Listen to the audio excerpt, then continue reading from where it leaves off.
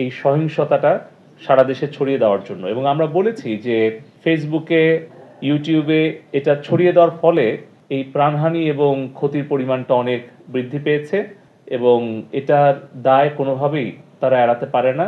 এবং আমরা তাদের কাছে প্রত্যাশা করি যে তারা যেন অবশ্যই আমাদের বাংলাদেশের নাগরিকদের নিরাপত্তা, বাংলাদেশে আইন শৃঙ্খলা রক্ষা এবং আমাদের সরকারের জনগণের সম্পত্তি রক্ষার জন্য, সম্পদ সুরক্ষার জন্য তারা আমাদেরকে সহযোগিতা করে।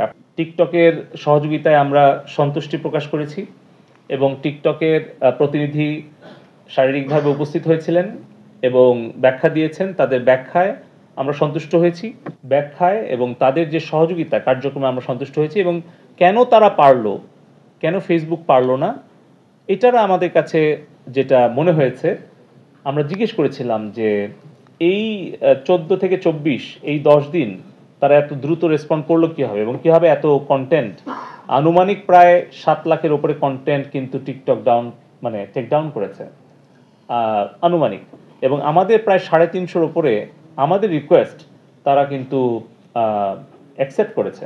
ইমেল করেছিলাম বিটিআরসির পক্ষ থেকে যে আজকে 31 জুলাই তাদেরকে লিখিত মৌখিকভাবে আমাদের জবাব দেওয়ার জন্য যে বাংলাদেশের সংবিধান, বাংলাদেশের আইন এবং তাদের যে নিজস্ব কমিউনিটি স্ট্যান্ডার্ড, সেটাকে তারা মেনে বাংলাদেশের সাইবার স্পেসে তারা কি তাদের কার্যক্রম পরিচালনা করতে চায়, নাকি তারা এগুলোকে অমান্য করে, ভঙ্গ করে তারা এটা পরিচালনা করতে চায়।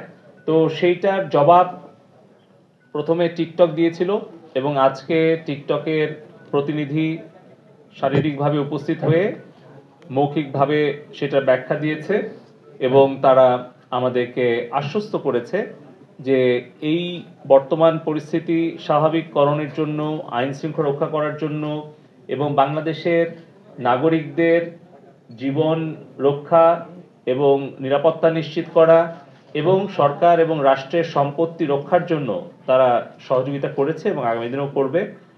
ফেসবুক গতকালকে রাত্রে আমাদেরকে ইমেইলে রিপ্লাই দিয়েছে এবং তারা আশ্বস্ত করেছে এবং আজকে তারা ভার্চুয়াল মাধ্যমে তারা আমাদের সাথে বৈঠক করেছে প্রায় 1 ঘন্টার উপরে এবং তাদের গ্লোবাল লিগ্যাল টিম এবং তাদের যে আঞ্চলিক প্রধান তারা সকলেই সেখানে উপস্থিত ছিল। আমরাও আমাদের লিগ্যাল টিম এবং বিটিআরসি পুরো টিম আমরা আমাদের উপস্থাপনা তুলে ধরেছি এবং তার প্রেক্ষিতে তারা তাদের যেই সহযোগিতা সেটি আশ্বস্ত করেছেন। কিন্তু আমরা ফেসবুকের যেই সহযোগিতা, বিশেষ করে 16, 17 এবং 18 তারিখ যখন আসলে মূলত সহিংসতা পুরো বাংলাদেশে ছড়িয়ে যায়, সেই সময় তাদের যেই সহযোগিতা তাতে আমরা আমাদের অসন্তুষ্টি প্রকাশ করেছি।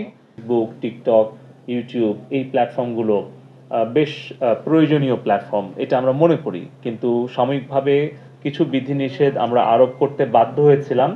তবে আমি আনুষ্ঠানিকভাবে আজকে আপনাদেরকে জানাতে চাচ্ছি যে আজকে আমরা সেই বিধিনিষেধ আমরা প্রত্যাহার করে নিচ্ছি এবং বাংলাদেশে আমাদের সাইবার স্পেসে আমরা ফেসবুক, টিকটক এবং ইউটিউবের কার্যক্রম পরিচালনা করতে আর কোনো আমরা বাধা রাখছি না। এটা সম্পূর্ণভাবে সবগুলো অ্যাপ্লিকেশন আমরা ওপেন করে দিচ্ছি।